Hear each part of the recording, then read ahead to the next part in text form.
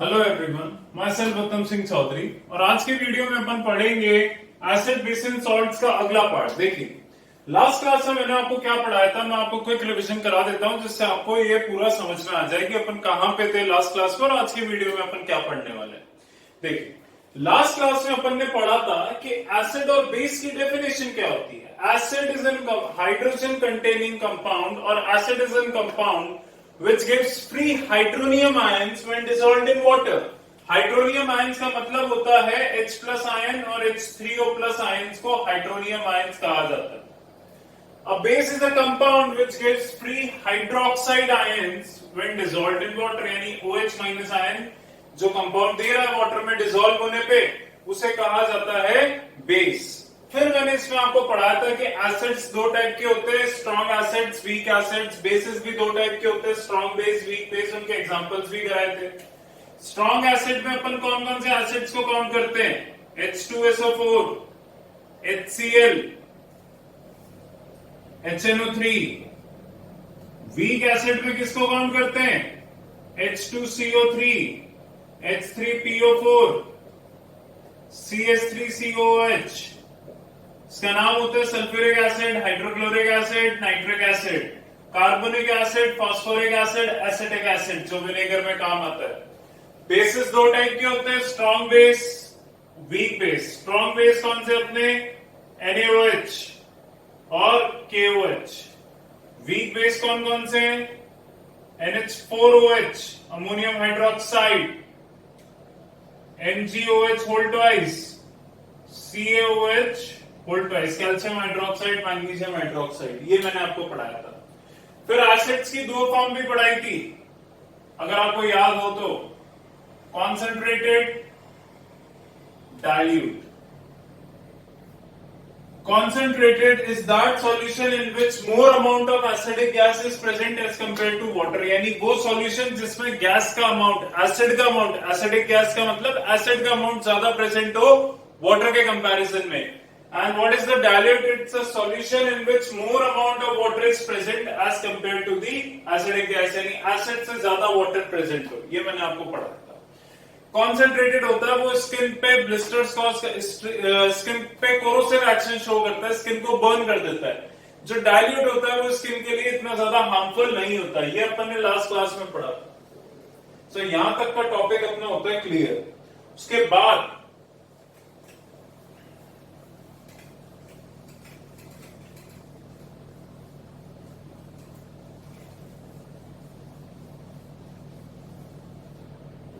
अब अपन पढ़ेंगे आगे का टॉपिक जिसमें अपने को पढ़ना है uses of acid and uses of base. जो कॉमन बेस है उनका इंडस्ट्रीज में क्या यूज होता है। बेस का दूसरा नाम अल्कलाइन भी होता है, याद रखना। बेसिक मीडियम को अल्कलाइन मीडियम भी कहते हैं, दोनों का एक ही मतलब है। कॉपी में नोट डाउन कर लेना जो मैं डिक्टेट कर रहा हूं आपको, क्योंकि वो है बहुत ज्यादा, मैं बोर्ड पे लिख नहीं सकता। सबसे पहले आते हैं अपन HCl पे। एसिड्स में सबसे पहले अपन आते हैं हाइड्रोक्लोरिक एसिड पे कि इसके क्या क्या यूजेस हैं।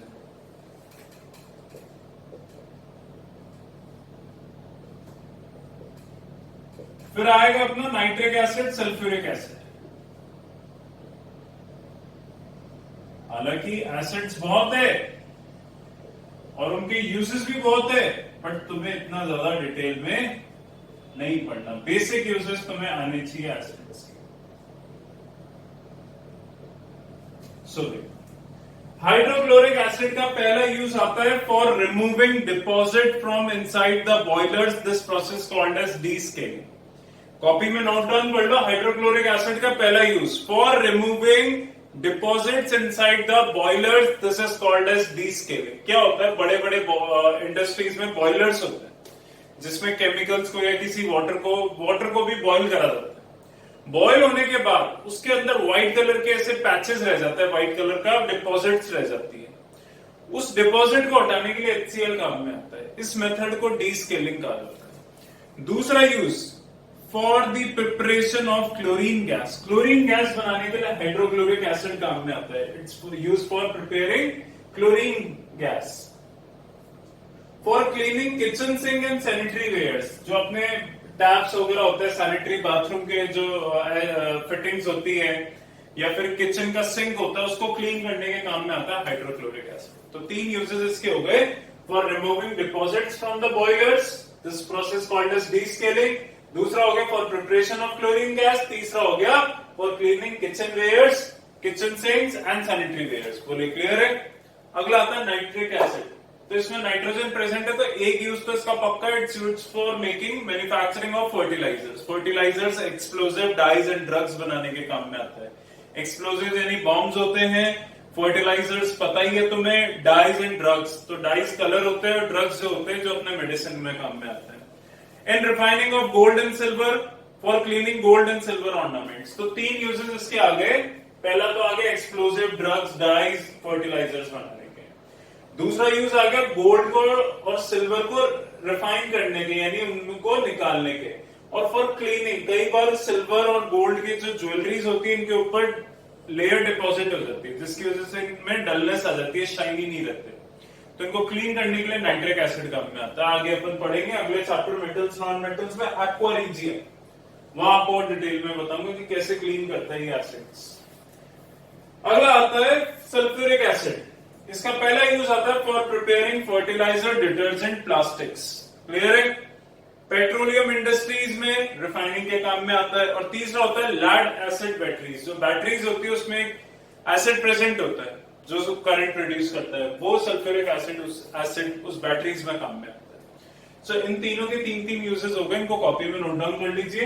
लास्ट वाले का मैं वापस बता देता हूं आपको। सल्फ्यूरिक एसिड का it is used for making fertiliser, detergents in petroleum industry for refining. और लास्ट आता है इन लेड एसिड बैटरीज। तीनों के 3 यूजेस होते हैं। अब बेस की बात करते हैं। सो पहला आता है सोडियम हाइड्रोक्साइड, NaOH। दूसरा आता है कैल्शियम हाइड्रोक्साइड,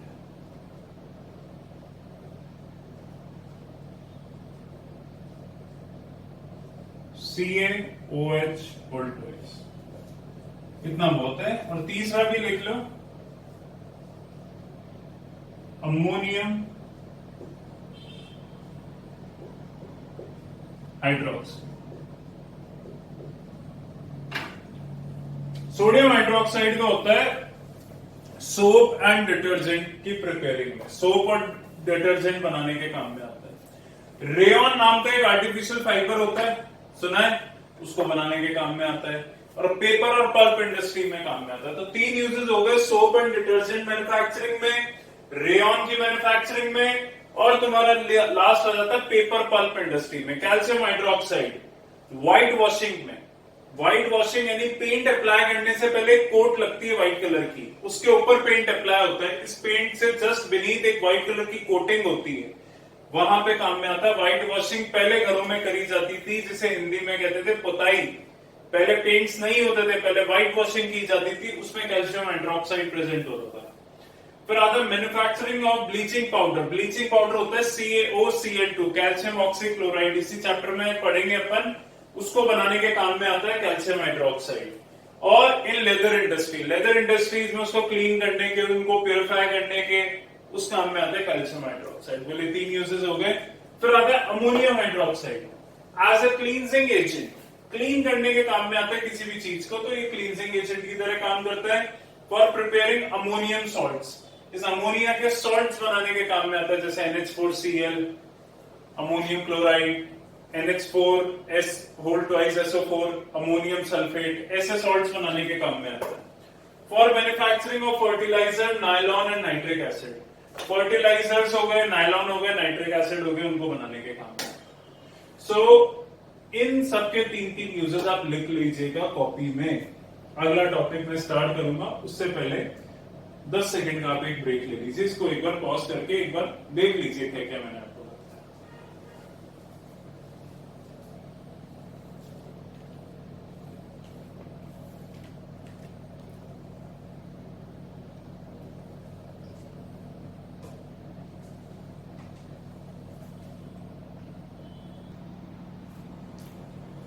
अगला टॉपिक अपन इसमें पढ़ेंगे पीएच, कि पीएच क्या होता है। सो देखिए, पीएच क्या होता है वो मैं आपको समझाता हूं, उसका फॉर्मूला बता देता हूं, किस टाइप के न्यूमेरिकल्स पीएच से आ सकते हैं और पीएच का अपनी एवरीडे लाइफ में क्या यूज है, पीएच स्केल क्या होती है। देखिए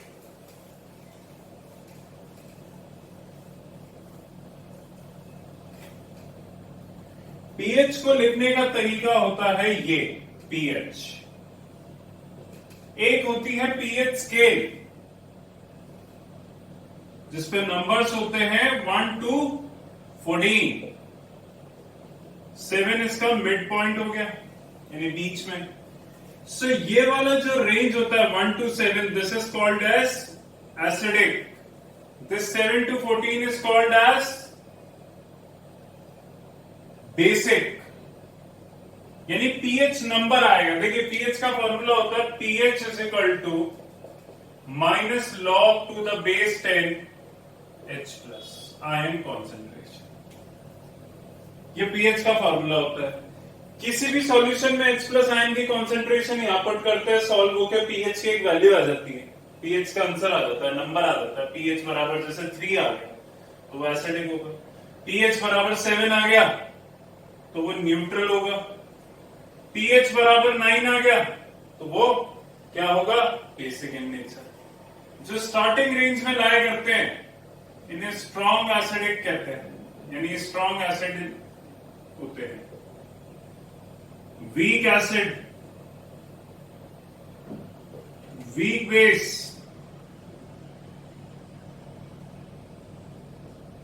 स्ट्रॉन्ग बेस, ये होती है पीएच स्केल।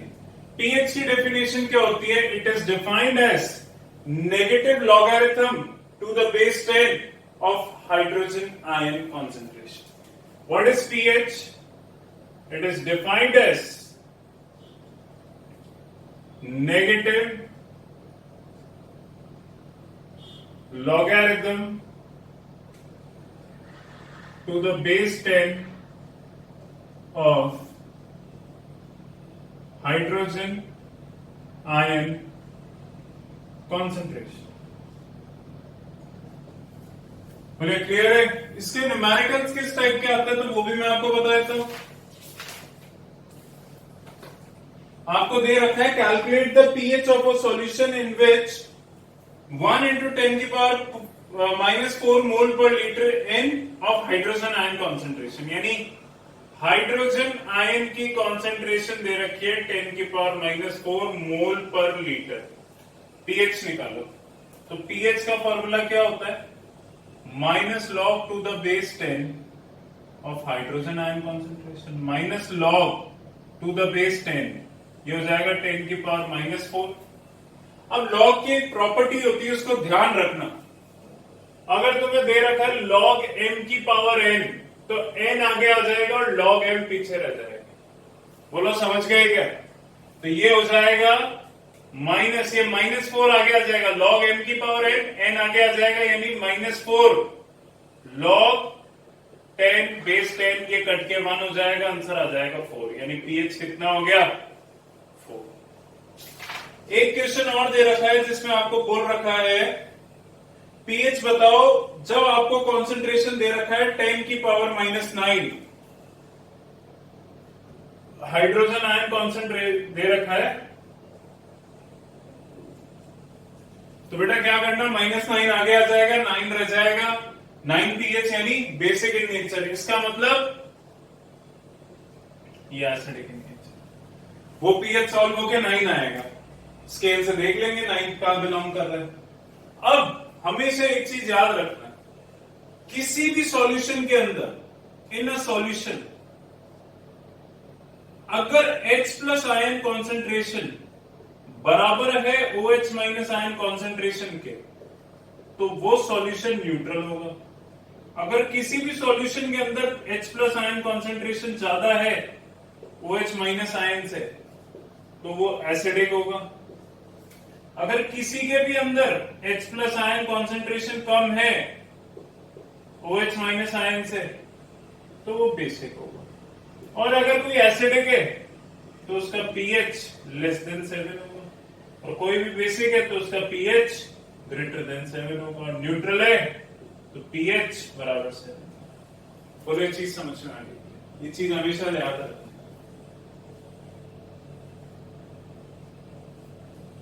बोले क्लियर है?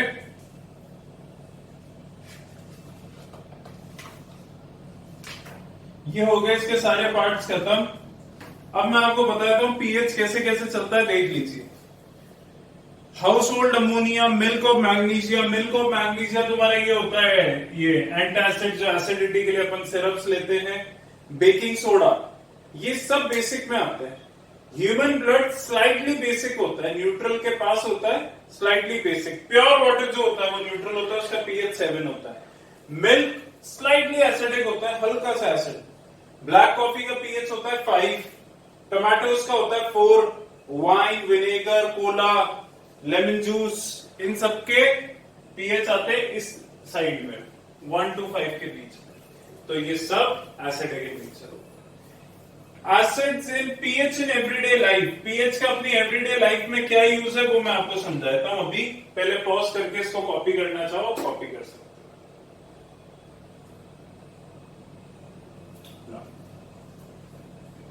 What is the use of pH in everyday life? उसको देख लीजिए।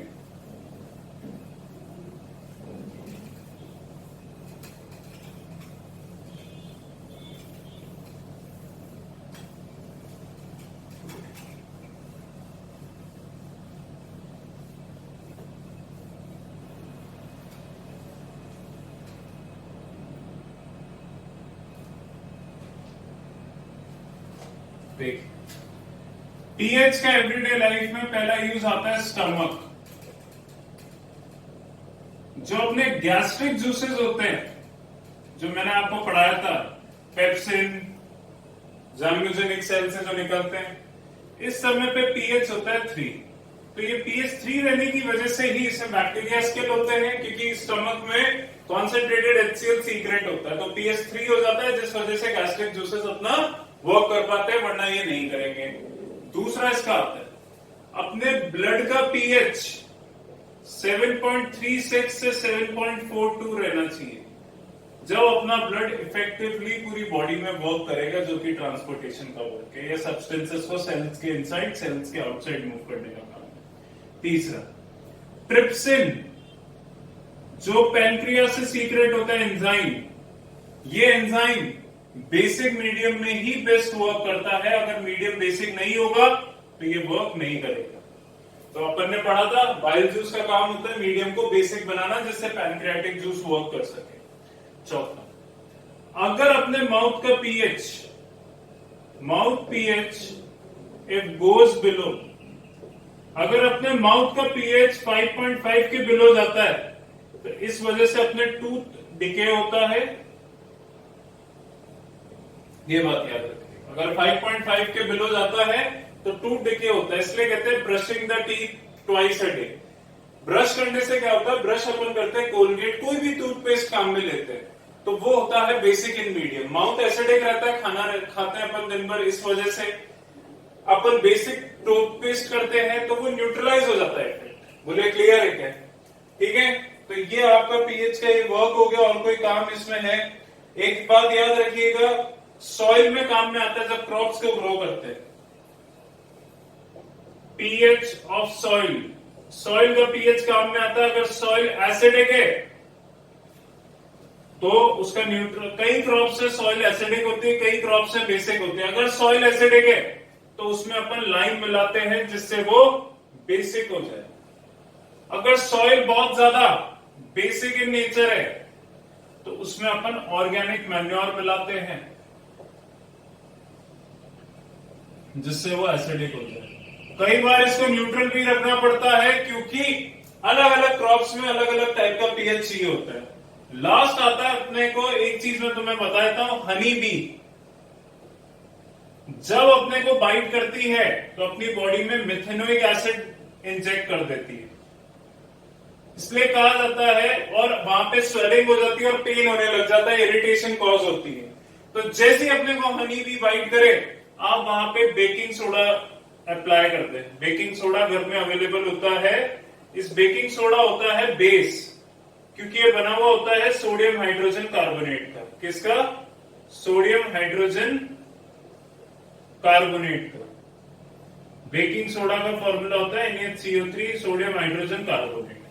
जैसे मिथेनोइक एसिड अपनी बॉडी में क्या हनी बी के बाइट करने की वजह से, स्टिंग की वजह से बेकिंग सोडा आपने अप्लाई कर दिया, तो वो उस एसिड के इफेक्ट को न्यूट्रलाइज कर देगा, और न्यूट्रलाइज होने की वजह से अपना ना वहां पे पेन होगा ना स्वेलिंग होगी। ये पीएच का काम होता है इन एवरीडे लाइफ। जब भी एंड कट करती है मकोड़ा तो भी सेम रूल अप्लाई होता है। बोले क्लियर है क्या? सो ये यूजेस है पीएच के एवरीडे लाइफ के। अपने स्टमक का जो गैस्ट्रिक जूसेस का पीएच 3 रहना चाहिए, ब्लड का पीएच 6 रहना चाहिए बेस्ट वर्क करने के लिए। अपने स्मॉल इंटेस्टाइन में जो ट्रिप्सिन होगा वो तब बेस्ट वर्क करेगा जब अल्कलाइन या बेसिक मीडियम उसको मिलेगा। माउथ का पीएच 5.5 के बिलो जाता है तो टूथ डिके होने लग जाता है। अलग अलग क्रॉप्स को अलग अलग टाइप का पीएच चाहिए सॉइल में ग्रो होने के लिए। अगर सॉइल ज्यादा एसिडिक है और तुम्हें बेसिक बनाना है, यू कैन ऐड लाइम। अगर सॉइल बेसिक है और तुम्हें उसका एसिडिक कन्वर्ट करना है, you can add organic manure. Honey bee जब भी एंड्स अपने को बाइट करते हैं तो मिथेनोइक एसिड अपनी बॉडी में इंजेक्ट कर देते हैं, जिसकी वजह से वहां पे पेन होने लग जाता है, इरिटेशन होती है, स्वेलिंग आ जाती है। आप उस पर बेकिंग सोडा अगर अप्लाई कर देंगे जो कि एक बेस होता है सोडियम हाइड्रोजन कार्बोनेट, तो इन दोनों का इफेक्ट न्यूट्रलाइज हो जाएगा, ना तो वहां पे पेन होगा ना स्वेलिंग होगी। बोले क्लियर है क्या? एक लास्ट सुन लीजिए, स्टमक में एसिड सीक्रेट होता है जिस वजह से स्टमक का पीएच 3 होता है और वो एसिडिक होता है। जब अपन फूड को इंटेक करते हैं तो अपने को एसिडिटी होती है, एसिडिटी होती है ज्यादा एसिड सीक्रेट होने की वजह से, जिसकी वजह से अपने को इरिटेशन कॉस्ट होती है अपनी पूरी फूड पाइप के अंदर। तो इस सिचुएशन में अपन मेडिसिन खाते हैं जिन्हें एंटी एसिड्स कहते हैं।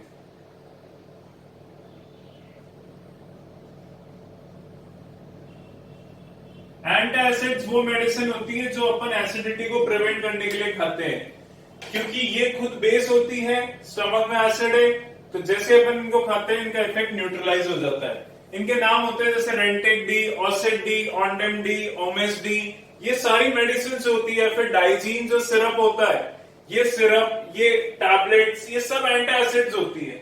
ये एक तरीके का बेस होती है जो एसिड के इफेक्ट को न्यूट्रलाइज कर देती है। So anti acids are the medicine which are made up of the base which are consumed in order to prevent acidity as they neutralize the effect of acid in our stomach। बोले clear है? ये सारे pH in everyday life है जो मैं आपको PDF भेजूंगा, उसको एक बार आप ढंग से पढ़ लें, और कोई डाउट हो आप मेरे से फोन करके पूछ सकते हैं। ये चैप्टर का अब इस चैप्टर में लास्ट पार्ट बचता है, दैट इज द सॉल्ट, जो अगले 1 या 2 वीडियोस में खत्म हो जाएगा। बोले क्लियर है? इसको डिटेल में पढ़ ले, कोई डाउट हो मेरे से आप पूछ सकते हैं। Thank you so much.